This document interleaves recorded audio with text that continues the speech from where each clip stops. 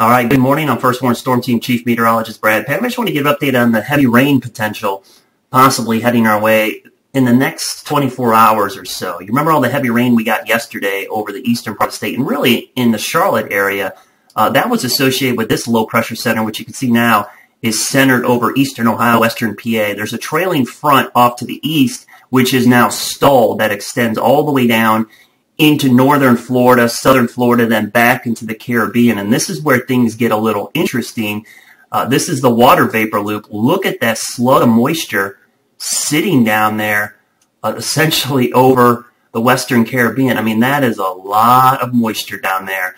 And the hurricane hunters are going to fly out there. The Hurricane Center already looking at this system.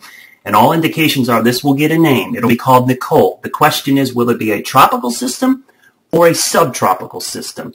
And what's the difference? Well, let's look at what the Hurricane Center uses to define a subtropical system. You can see right there in the middle of your screen, subtropical cyclone. It's a non-frontal low-pressure system that has characteristics of both a tropical and extratropical cyclone, essentially a regular low pressure and a tropical system. The difference here is it's not truly warm core. What I mean by that is there's some cold core upper level parts to the storm.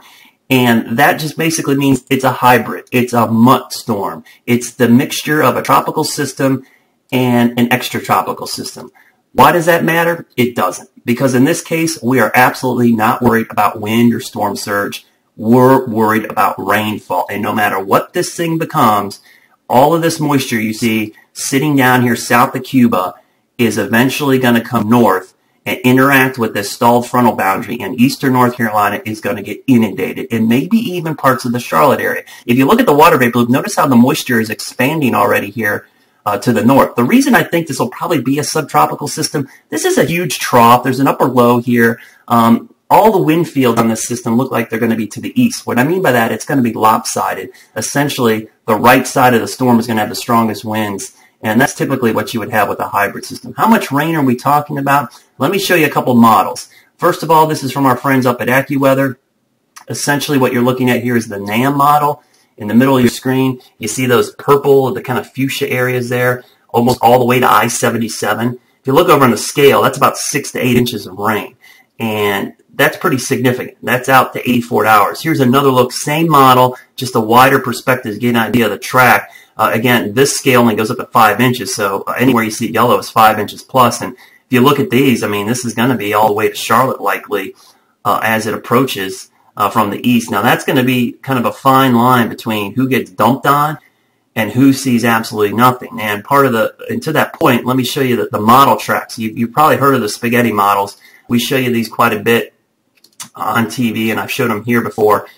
We call them spaghetti plots because when I throw these up here, it looks like a bunch of spaghetti noodles on the map. These are all the model tracks of where this thing could possibly go. And we'll zoom in a little bit tighter here so you can see right in the middle of your screen. You see the low pressure center northwest of the Cayman Islands. All the model tracks bring it across the Isle of Love, up through parts of western Cuba, and then up through the Florida Keys, moving into South Florida where there's already a flood watch in effect. And then the problems really occur as you go farther north. You start getting up here into eastern South Carolina, the Grand Strand. We're talking about areas in the Myrtle Beach area, which are already under a flash flood watch. And then eastern North Carolina. And why is that going to be a problem? Well, eastern North Carolina in the last 24 to 48 hours saw 8 to 12 inches of rain. And the potential here is there could be another 8 to 12 inches of rain on these same areas. Now, you notice the tracks are close to Charlotte. I think areas that will be inundated the worst are probably going to be eastern Rowan, eastern Cabarrus, Union, eastern Lancaster, Chesterfield, Anson, Stanley, and Richmond counties. Good news for you guys there, though. That was an area that didn't get dumped on over the last 24 hours. You saw rain, but not nearly as much as areas just to the west. So there's some things working for you as far as that is concerned.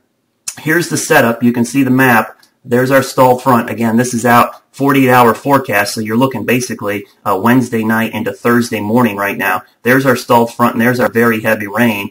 And the model output from HPC, which is National Hydrometeorological Prediction Center, it's a mouthful. You could see the rainfall amounts. They have anywhere from 8 to 9 inches of rain and a sharp cutoff over Charlotte. And that's going to be the key for us. Is really, where does this moisture go? Because there is so much down there.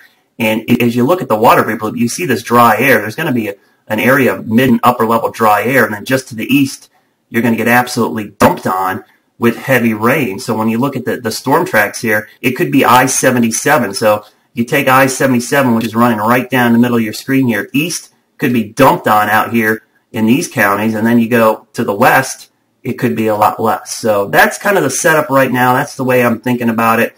I think we'll probably see some extremely heavy rain with this system to the east of us.